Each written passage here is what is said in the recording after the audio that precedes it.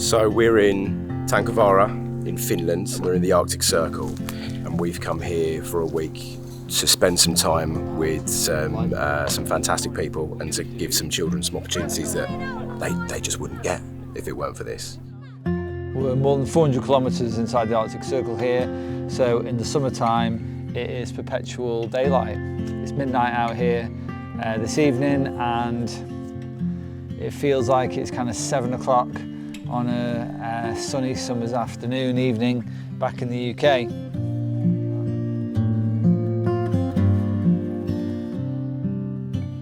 In Compass Community Schools, we educate children who have had really difficult relationships with education. They maybe have been out of school for many weeks, many months, in some case many years, and in some case have really not been in school for their memory. They've got really huge gaps in learning, and we talk a lot about cultural capital and the idea that that doesn't necessarily mean being able to go to a theatre or go to a gallery. It can sometimes just mean knowing what is outside of your postcode. So a lot of our children may never have left the country, they might not even have passports. So to bring them thousands of miles away up into a place like this where it's midnight sun, I think is, it's really special.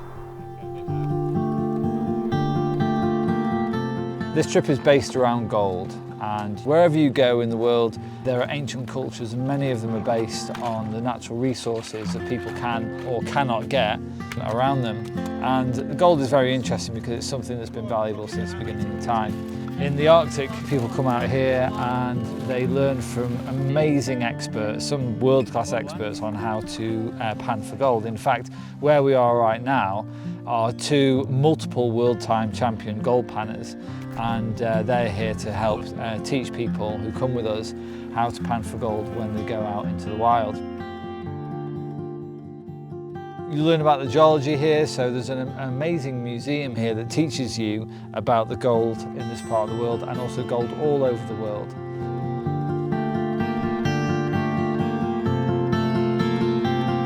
I think that a big part of this is independence. I'm sitting here talking to you and I can see them lighting their own fire in order that they can keep the mozzies away. And they're going to sit around that and they're going to carve kupsas, and they're going to be sitting there reflecting on their day. And I can't quite believe that we've managed to take children that have really struggled to even be in a classroom before, thousands of miles away across two lots of planes, up into the Arctic Circle in a way that feels genuinely not only really safe, but really supportive. And that's actually, one of the fantastic things about Polaris. They've really held our hands. Sometimes teachers can struggle to risk assess their way into a trip down to the local park, and here we are with children really safely using axes, lighting fires. Tomorrow we're going to be canoeing and wild camping out in the middle of nowhere in the Arctic Circle, and I think it's just incredible. So today we woke up, I think possibly in the most remote place that any of us have ever been, and possibly will ever be again. A really special place where we were taken to by Ari, who is a Sami leader who took us on this journey down a river that he told us all about, and that was very special to him. So that was a really fantastic place to be. It was pretty magic. I have been in here and battled like more than 40 years in here. My roots are in here nearby, like 50 kilometers to the east, like in Kola, Arctic areas. And I feel that my soul and my family, it has been lived in here ages. So I believe that more or less that is like a last home where I live and where it lives my children also.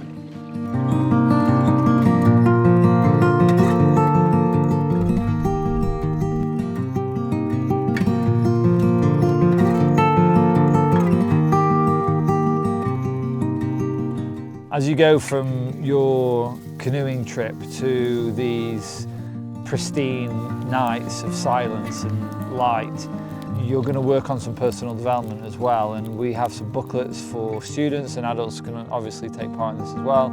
It really helps with your personal confidence and your well-being, and teaches you some things about yourself that maybe perhaps you didn't know before. A lot of our professionals, if you look on the website, have a lot of experience in this field, and they can guide you to a level of happiness that maybe you didn't think that you could achieve.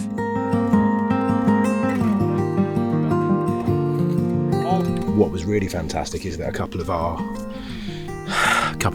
students that we've brought who have really struggled with mornings and who have really struggled with getting up, getting their gear together, waking up, not having kind of those creature comforts, maybe not having people doing everything for them and helping them through every single process.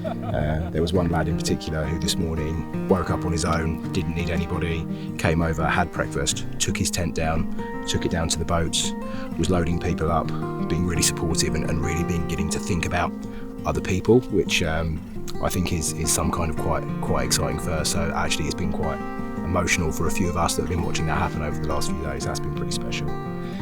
So then we had a little paddle and we came back, we had some lunch, and Matt and Josh and Dave, the guys from Polaris, have taught everybody how to do some navigation, how they can find themselves in the wild, and then we've just climbed to the top of Katankavara, where we can see Norway in one direction and we can see Russia in another direction. And we've got lads who, sometimes are knackered by the end of the school day, have kind of, gone fully feral and are just running around the mountain, just having the best time.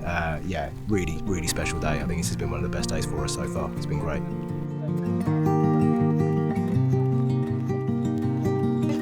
Next. Way too close. It's got to be in the chair. Have you got one giant arms? At the end of this journey, people go away relaxed but also invigorated as well, that they've done something that was difficult, they've done something which was beautiful, and they've experienced something that is different. And it's a wonderful thing to do, and if you want to learn more about this, then come out with us and you'll see what it's like.